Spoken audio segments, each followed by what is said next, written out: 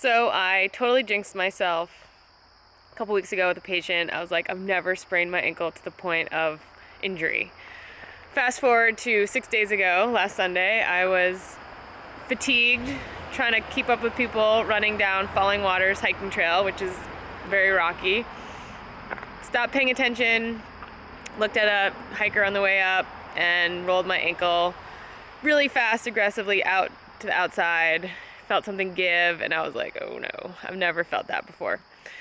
So I was able to walk it off. It wasn't intense pain, it just felt weird. And so I let the people I was with go. I was like, I'm fine, I'm gonna make it down. Made it down to the bottom and took my sock off, and I just had this big egg on the outer ankle bone of my ankle. I could walk, but anytime I bent my ankle more and put weight on it, it definitely didn't feel great. So I bailed. I was doing this awesome fun event called MMD, More Difficult, and I was about 18 and a half miles into the 27-mile course, so I dropped early because figured I probably shouldn't keep going.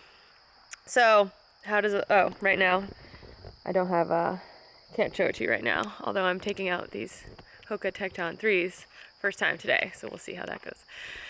Anyway, I just wanted to share with the fact that I'm 6 days out. I am gonna go for a little jog today with a friend on terrain that's not super technical, dirt road, a little bit of class 6. And everyone's sprains are different. I feel like mine wasn't horrible, and I'm just gonna give a quick share of what I've done in the last 6 days, just to give people an idea of maybe how to start managing an ankle sprain that maybe will get them back in it faster. Again, case by case. This one wasn't crazy because I could walk on it right away. Wasn't really limping, but there was definitely some swelling, some bruising, and yeah, so I'll show you what I did. It's gonna be awesome.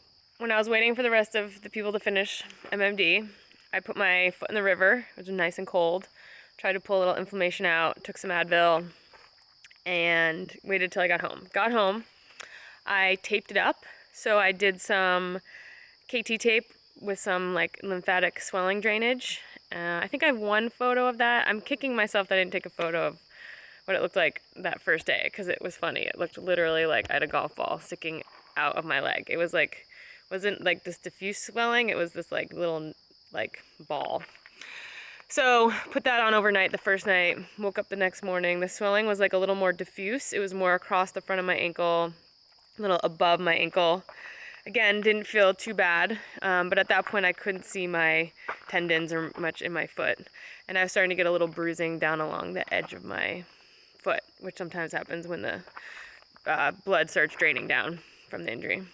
I, took it easy, went over to work, did some easy range of motion. I tested out some just easy banded exercises to see how the muscles were feeling. My outer calf muscle, not my peroneals, which I thought would have gotten trashed, but my outer calf muscle was insanely tender. I could barely touch it. I've never had a muscle that sore. So clearly that got aggressively stretched or was reacting to the pain and injury, which muscles will do sometimes. So I tried to do a little massage, I tried to do a little stretching, I did some single leg balance, all of that felt fine. I started to reintegrate, which I've been doing quite a bit lately, foot strengthening, because really you want to have a nice, strong, stable, controlled foot, and that will give you a nice, strong, controlled, stable ankle. And I could easily do a bunch of foot exercises without bending or causing pain in that leg. So a bunch of, balancing, spreading my toes, trying to engage my big toe to turn up my arch. I wasn't doing anything laterally yet, because if I pivoted or stepped off, it was pretty sore. I just got things turned on, and that actually felt pretty good. Next day, every time I woke up in the morning, I think there was a little less swelling. Very tender to touch though on that outer ankle bone still today. And then did the same thing, did some nice, strengthening, mobility, nothing crazy. I was listening to pain. If I had gotten to pain, I stopped. If I had a little discomfort, I pushed through it. Wednesday, I did a gravel ride. That felt totally fine. More just the shoe, my bike shoe touching my ankle was what was sort of painful. And so that felt great to get back out.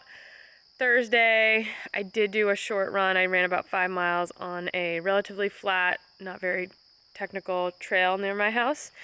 And as long as I kept my foot level and it wasn't super tilted, especially tilted in, which would pinch the outer ankle, I felt fine. So that was great. That was encouraging. So realizing I can probably run, I just can't go up onto the rocks. Friday, I ended up taking Friday off yesterday. Thursday I also did like a heavier, or Wednesday I did a heavier strength, just other muscles. That felt great. Yesterday it looked really good in the morning, and each day it swells up a little bit by the end of the day.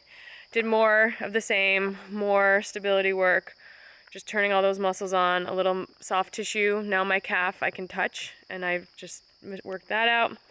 And then now, today is Saturday. The goal is for about 8 to 10 mile run. We'll see how it is. I am back from my run. Run went really well. We were on dirt, class 6, a little bit of trail. My ankle felt great, but I was pretty careful about where I put my foot. The descents, I was a little slower on the one trail descent, just again, so I wasn't getting reckless out there and re-rolling that ankle. But as long as I didn't have my ankle tip in, it felt really good. And so now I'm back. I'm gonna do some more strength, and I'm just gonna share just a few of the exercises I did in the last week, getting ready to be able to be back and running 6 days later and feeling pretty good.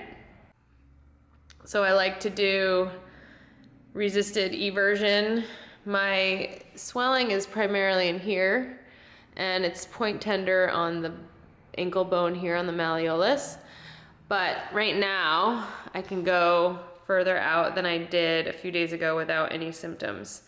So this is just a great way to warm up the muscles on the outside of my leg.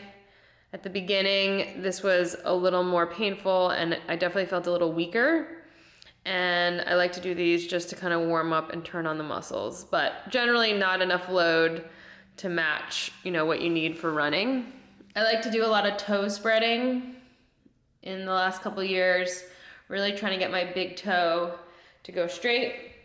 So walking around, I'll do that. And then I've been doing some single leg balance where I really try to have a nice wide forefoot, push my big toe down. So that's gonna engage all the muscles on the inside of my foot, create stability. So here I am using the Mobo board. I like to stand on this just to work on some of my balance, stability. And it's great because it's gonna make my big toe work. So I've been doing some work on this. I've also been doing some range of motion work, so trying to work into that position here that's a little more sore. So over the last few days, I've been just gradually working on this motion in my midfoot, working on some supination, pronation, and that's been feeling better from a mobility standpoint as well. Another one that I really like is just toe walking. So I like to try and have a nice wide forefoot, my whole forefoot on the ground, and then I like to try to just walk with a lot of control. This is a good indicator of how well that ankle and foot feels in this high heel raise position. Because when we're running, right, we're pushing off. Sometimes that stretch is painful in a lateral ankle sprain. So last week was doing some of these. I added a little bit of weight. So that was kind of my first test.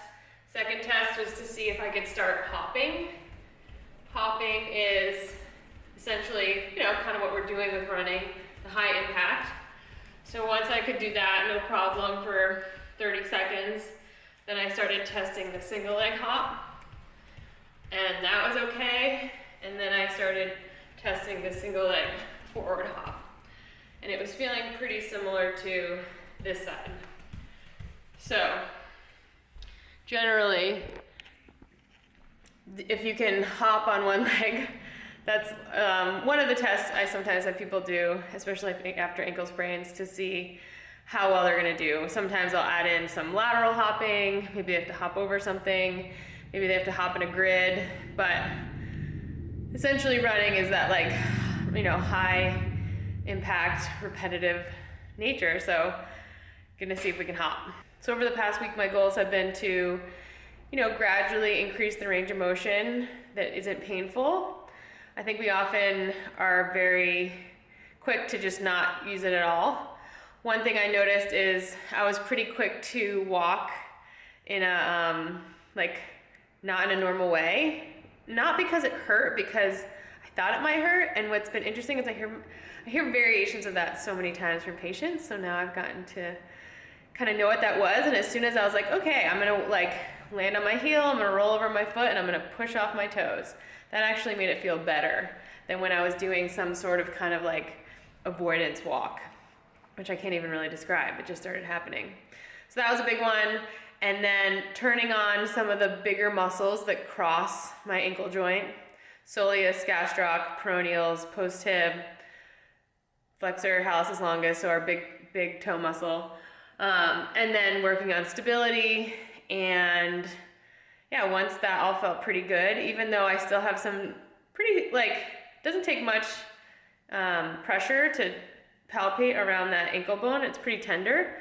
And then if I bend it too much still, so if I left my right foot on a step and stepped down, that's a little pinchy and sore, as well as if my foot tilts in and sort of shortens this distance on that outer ankle, it gets kind of pinched, and that is still painful.